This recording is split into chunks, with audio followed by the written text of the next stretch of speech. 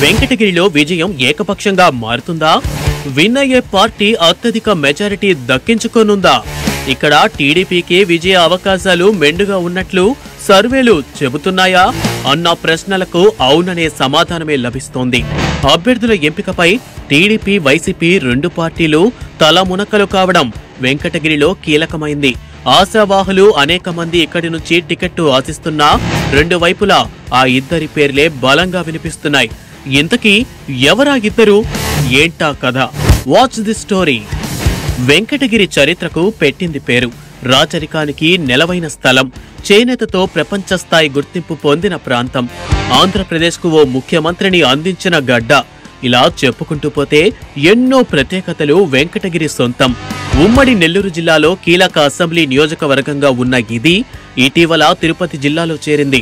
6 మండలాలు, 2.5 లక్షల మంది ఓటర్లు ఉన్న వెంకటగిరిలో ప్రతి ఎన్నిక ప్రత్యేకమనే చెప్పవచ్చు. పార్టీలకు అతీతంగా ఇక్కడ గెలవడానికి పోటీ పడుతుంటారు. ఇప్పటి వరకు 15 సార్లు ఎన్నికలు జరిగినా వెంకటగిరిలో 8 సార్లు కాంగ్రెస్ విజయకేతనం ఎగురవేసింది.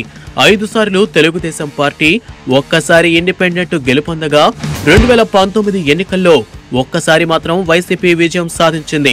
ఆ ఎన్నికల్లో సీనియర్ రాజకీయ నాయకుడు ఆనం రామనారాయణ రెడ్డి సమీప ప్రత్యర్థి కురుగొండ్ల రామకృష్ణపై విజయం సాధించారు. వాస్తవానికి 1990లో వెంకటగిరి ఎమ్మెల్యేగా ఉన్న నేదురుమల్లి జనార్దన్ రెడ్డి ఆంధ్రప్రదేశ్ రాష్ట్రానికి ముఖ్యమంత్రి అయ్యారు. అనంతరం ఆయన సతీమణి నేదురుమల్లి రాజ్యలక్ష్మి 1999, 2004లో 2 సార్లు కాంగ్రెస్ పార్టీ నుంచి పోటీ చేసి విజయం సాధించారు. నేదురుమల్లి కుటుంబానికి కాంగ్రెస్ పార్టీకి కంచుకోటగా ఉన్న ఇక్కడ ఆ తరువాత కాలంలో పరిస్థితులు మారాయి. తెలుగుదేశం పార్టీకి ఈ ప్రాంతం ఆయువు పట్టుగా మారుతూ వచ్చింది.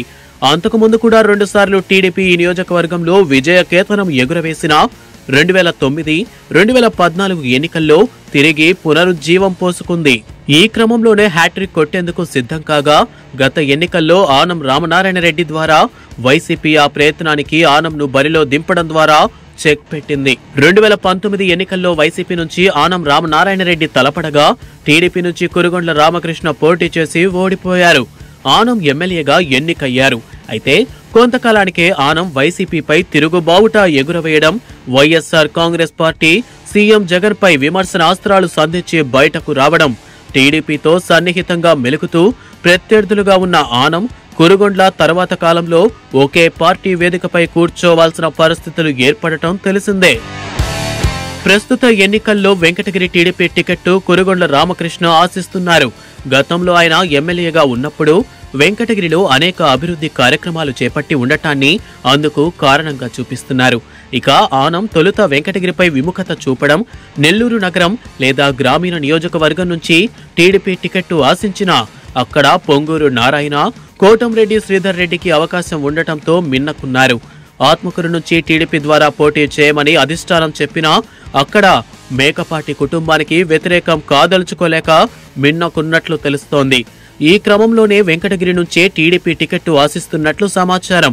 వీరితో పాటు ఇక్కడే మరికొందరు ద్వితీయ శ్రేణి నాయకులు కూడా టీడీపీ టికెట్టు కోసం ఆశపడుతున్నారు. ఇక వైసీపీ అధిష్టానం వెంకటగిరి నియోజకవర్గ ఇన్ఛార్జిగా నేదురుమల్లి రామ్కుమార్ రెడ్డిని ఇప్పటికే నియమించి ఉంది. ఆయన చాలా రోజులుగా ప్రచారాల్లో ముమ్మరంగా నిమగ్నమయ్యారు. ఆయనకే వైసీపీ టికెట్టు వస్తుందని బలంగా ప్రచారం ఉంది. ఈ మధ్య కాలంలో రవిచంద్రారెడ్డి పేరు కూడా వినిపిస్తుండగా అది ఎంతవరకు సాకారం అవుతుందన్నది అర్థం కాని ప్రశ్న.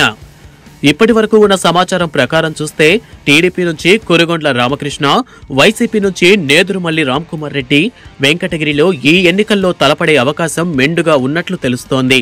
టీడీపీ నుంచి ఆనంకు అవకాశం ఇచ్చినా పోటీ రసవత్తరంగానే ఉంటుంది. చివరకు మాత్రం వెంకటగిరిలో స్పష్టమైన ఆధిక్యత, ఏకపక్షంగానే ప్రజల తీర్పు ఉండబోతుందన్నది స్పష్టంగా అర్థమవుతోంది.